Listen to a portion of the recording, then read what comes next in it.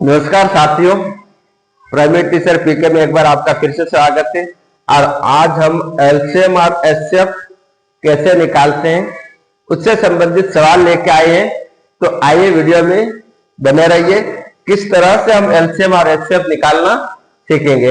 LCM और HCF की मैंने परिभाषा बता दी गई है और इसका वीडियो मैंने बना दिया गया है, तो उस वीडियो को देखकर उसकी परिभाषा हम समझ सकते हैं। लेकिन यहाँ क्या होता है, एलसीएम क्या होता है और एचसीएफ क्या होता है, उसके बारे में थोड़ा मैं आपको बता देता हूँ। तो एलसीएम वह संख्या होती है, वह छोटी से छोटी संख्या होती है जो दी गई संख्या से पूर्णतः विभाजित होती है।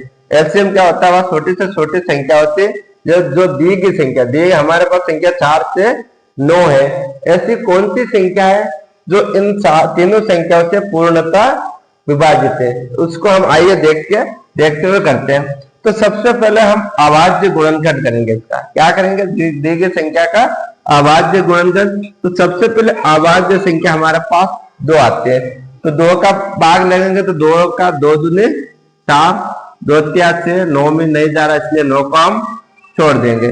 फिर लेंगे 2 का जा रहा 1, फिर 3 में नहीं जा रहा और 9 में भी नहीं जा रहा। फिर अगली अभाज्य संख्या हमारे पास निकल के आती है 3, 1 का 1 लिख देंगे और 3 एकम 3, 3 तिया 9।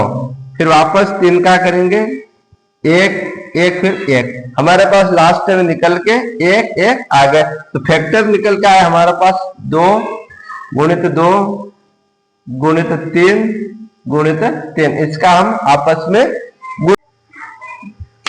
तो देखिए हमने 2 4 3 और 3 का हमने गुणा कर लिया था आपस में, तो हमारे पास निकल के क्या आया 36, और ये 36 से हमारा आंसर रहेगा, यानी कि 4 से 9 का एलसीएम हमारे पास कितना आया 36, और ये इसका एलसीएम है। ठीक है, समझ में आया होगा, आपको समझ में आ गया होगा। तो अब हम आगे बढ़ते हैं और इसमें एचसीएफ निकालते हैं। एचसीएफ में क्या होता है, वह बड़ी से बड़ी संख्या जो इन तीनों में भाग देकर पूर्णतः विभाजित कर दे, वह बड़ी से बड़ी संख्या जो इन तीनों में भाग लगाकर इन तीनों को पूर्णतः विभाजित कर ले। तो एक तरीका है अलग अलग गुणनखंड कर लो, एक तरीका है अलग अलग गुणनखंड कर लो और जो कॉमन आएगा वह इसका उत्तर रहेगा। तो देखिए इसमें 2 का नहीं जा रहा 3 पंजे 15, फिर 5 एकम 5, फिर इसमें 3 का नहीं जा रहा 5 का जा रहा 5 से 35, तो फिर 7 का एक बार, फिर इसमें किसका जा रहा 5 का जा रहा है। ठीक है, 5 नम 45, फिर किसका जा रहा 3 का जा रहा, तो क्या आएगा 3 तिया 9, 3 एकम 3। अब बताइए इन तीनों में से कॉमन क्या है, कॉमन 5 और 5, तो 5 वो बड़ी से बड़ी संख्या है जो इन तीनों संख्याओं को पूर्णतः विभाजित कर सकते हैं। तो एचसीएफ निकल के क्या आ गया हमारा, एचसीएफ बराबर 5, और ये हमारा आंसर होगा। इसका एक दूसरा तरीका देखो, भाग विधि भी होता है।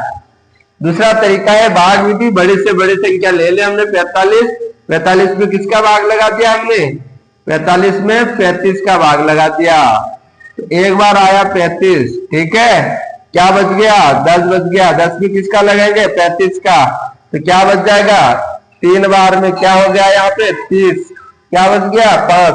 अब अगली संख्या क्या है हमारे पास 15, तो 15 5 तिया 15, क्या बच गया 0। तो हमारे पास एचसीएफ निकल के क्या आ गया 5, और पहले भी हमारे पास एचसीएफ निकल के क्या आया था 5। तो आज के इस वीडियो में हमने एलसीएम और एचसीएफ कैसे निकालते वो बड़े आसानी से समझा। आई होप आपको ये चीज समझ में आई होगी। धन्यवाद।